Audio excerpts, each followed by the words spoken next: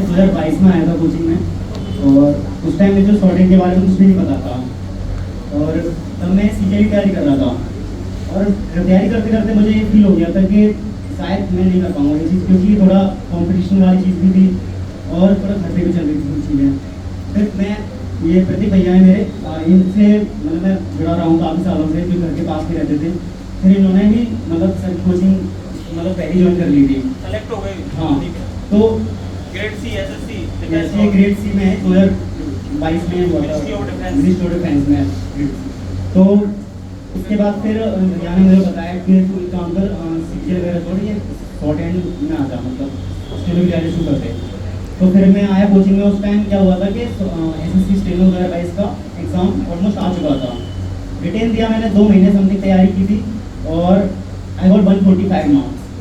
And जैसे ही फिर क्या हुआ कि मेरा बेसिक भी नहीं हो पाया था, फिर भी मैं थोड़ा बहुत करता रहा, लेकिन फिर क्या है कि शॉर्ट हैंड में रह गया मैं। लेकिन फाइनल हो जाता अगर शॉर्ट हैंड उस टाइम मैंने भैया की बात ढंग से मान ली होती। तो फिर 2023 वाला अटैम्प्ट दिया, लेकिन उसमें कुछ 0.3 मार्क्स कुछ से रिटेन में रह गया था फाइनल में, मतलब। फिर क्या हुआ कि मेरा कुछ मतलब डॉक्यूमेंट में थोड़ा इशू था, मतलब डेट ऑफ बर्थ को लेकर के। और फिर मैंने जो एसएससी की तैयारी थी वो मैंने छोड़ दी थी। मैं फिर अदर जो जहाँ पे भी शॉर्ट हैंड की वैकेंसी निकलती थी मैं सब फिल करता था। लेकिन क्या है कि एग्ज़ाम डिले होते जा रहे थे। जैसे कि 2024 में मैंने फॉर्म भरा था DWSD का, उसका अब जा करके कुछ रिजल्ट आया है, वो भी रिटेन का। अभी पता नहीं शॉर्ट हैंड की कब तक होगी, लेकिन कोचिंग मैंने आता रहता था, क्योंकि मुझे पता था कि शॉर्ट हैंड बिल्कुल ठीक करनी है, चाहे कुछ भी हो जाए, उसी के बेसिस पे हो पाएगा सिलेक्शन। रिटेन धीरे धीरे ठीक हो ही गया था। अब क्या हुआ कि इलाहाबाद हाईकोर्ट की वैकेंसी निकली थी, आपको पता है, ये लोग इसमें हमारा सिलेक्शन हुए, अभिषेक गौतम साहब के थे मेरे। मुझे वो पता था कि हाँ इस कहीं नहीं हुआ, लेकिन इसमें तो मैं पक्का लेके रहूँगा। मुझे पूरा अंदर से विश्वास हो चुका था, क्योंकि भाई भी थे उस टाइम मेरे साथ कर रहे थे। तो पूरी जान लगा दी थी मैंने। रिटेन में मेरे मतलब जूनियर असिस्टेंट में 89 मार्क्स थे आउट ऑफ 100, एंड 75 उसमें थे स्टेनो वाली पोस्ट में। लेकिन अनफॉर्चुनेटली क्या हुआ कि मेरा किसी पोस्ट में नहीं हुआ, एंड उस टाइम मैंने सारी होप खो दी थी। मुझे लगा अब मेरा कहीं नहीं हो सकता। फिर क्या हुआ, मैंने सर से बात करी कि सर अब मेरा कुछ नहीं हो सकता, मेरे को जॉब करनी पड़ेगी। कई बार मैं सर को फोन करता था, बोलता था सर मेरी कहीं प्राइवेट मेरा बता दो, आप थोड़ा घर भी प्रेशर है। लेकिन सर ने बोला कि अब तुम सिलेक्शन की काफ़ी नज़दीक हो, तुम होप मत खो, लगे रहो। कोई और ना एग्ज़ाम हो रहा था, ना फॉर्म निकल रहे थे, एसएससी में भर नहीं सकता था। फिर भी लेकिन मैंने सोचा कि चलो कोई नहीं, शॉर्ट हैंड करते रहते हैं। ये जो जिसमें अभी सिलेक्शन हुआ है, ये 2024 में मैंने फॉर्म भरा था इसका, एंड उसके बाद इन्होंने छोड़ दिया, क्योंकि क्या हुआ था कि कुछ चीटिंग वगैरह हुई थी, तो फिर कोर्ट केस वगैरह में चली गई थी वैकेंसी। जैसी रिटेन की फिर डेट आती है अचानक से, मैंने तैयारी करी, 15-20 दिन कुछ मिले थे, दे के आ गया बस रिटेन एग्जाम। और इलाहाबाद हाईकोर्ट में बेशक मेरा नहीं हुआ, कुछ टेक्निकल इशू हुए थे टाइपिंग वाले उसमें, और शॉर्ट हैंड में भी कुछ दिक्कत हुई थी। लेकिन उस वजह से मेरी शॉर्ट हैंड बहुत अच्छी हुई थी, क्योंकि मैंने उस टाइम बहुत मेहनत करी थी, बहुत जितना मैं कर सकता था शॉर्ट हैंड में।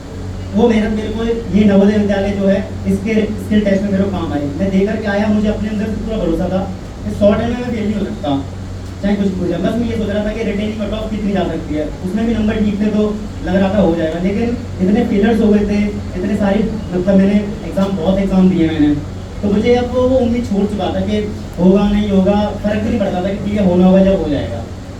फिर इसका रिजल्ट आया, एंड मुझे आधा पौन घंटे तक तो विश्वास ही नहीं हुआ कि मेरा सच में हो गया है सिलेक्शन। मैंने भैया को फोन मिलाया, मैं सब बता रहा हूँ, मेरे सिलेक्शन में बहुत बड़ा योगदान रहा है। मतलब सर के अलावा, सर तो नहीं है, मतलब उनके बाद इन भैया का बहुत योगदान रहा है। लेकिन शॉर्ट हैंड के लिए मैंने 2-3 चीज़ें अपनाई थी। मैंने सर ने बोला हमेशा कॉपी करूँ, बाय हार्ट मैंने उस चीज़ को फॉलो करा है कि कॉपी कर दी है। इवन मैं कल भी मैं कॉपी कर रहा था, मतलब मुझे पता है कि इसका रिजल्ट आ गया, नंबर ठीक है, 157 है 200 में से DWSD में। अगर ये मुझे मतलब क्या होता है, हेडक्वार्टर नहीं मिलता है नोएडा में, तो मुझे अदर स्टेट में जाना पड़ेगा, तो दिल्ली चाहिए मेरे को घर के पास, तो मैं उसका भी दूंगा। तो अभी भी मैं कॉपी कर रहा हूँ, मतलब स्किल क्लियर करने के बाद भी। तो दूसरी चीज़ मैंने ये चीज़ देखी कि अगर आपको 80 का स्किल निकालना है तो आपको कम से कम 100 के लिए आपको रेडी रहना पड़ेगा। मतलब 100 पे अनसीन लेके जाए, तुम्हारा पढ़ भी जाए, वो क्लियर करना है, तभी आप वहाँ पे जाके 80 में मतलब कॉन्फिडेंस फील कर पाओगे अपने अंदर कि हाँ मैं क्लियर कर लूँगा। 80 का ही आप प्रैक्टिस कर रहे हो तो उसके ऊपर स्किल बना नहीं रहे हो, तो ये आपको क्या है छूट रहा है, या फिर आउटलाइन क्लियर नहीं बन रही है। तो वो चीज़ मैंने थोड़ा सा हटाया कि नहीं बड़ी बढ़िया स्पीड पे लिखना है, 100, 110 पे आना है, कोचिंग रेगुलर आना है। मैंने बहुत गड़बड़ करी थी जब मैं तैयारी करने यहाँ आया था, मैं रेगुलर नहीं आ पाता था, थोड़ा सा खुद के अंदर भी थोड़ी कमियाँ थी। भैया बताते थे कि कोचिंग को जाना पड़ेगा, बिना कोचिंग के कुछ नहीं होने वाला।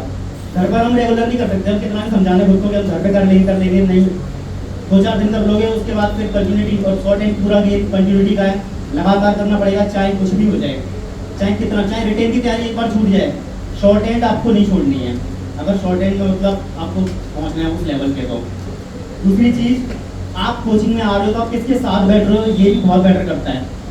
आप जिसके साथ बैठ रहे हो उसकी शॉर्ट एंड आपके बराबर है, उससे ज़्यादा बढ़िया होनी चाहिए, तो ही आप, क्योंकि अगर आप अपने से कमजोर के साथ बैठ रहे हो तो अगर आपको लगेगा कि आपको तो बढ़िया चल रहा है आपका।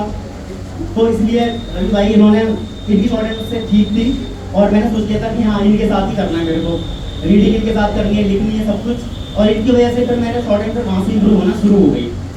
बाकी मुझे नहीं पता था अभी कि इसमें हो जाएगा, मैं तो बस सोच के बैठा था कि कैसे स्किल अच्छा हो गया, सर को मैंने बताया और मेरे सिलेक्शन में बहुत बड़ा योगदान रहा है सर का, क्योंकि शॉर्ट एंड ही मुझे ये लग रहा था कि जहाँ से मैं ये बेरोजगारी वाली जो चीज़ है तो फंस गया था इतने सालों से कि निकल सकता हूँ मैं, और वो थोड़ी बहुत हो भी चुका था। तो thank you so much sir, आपकी वजह से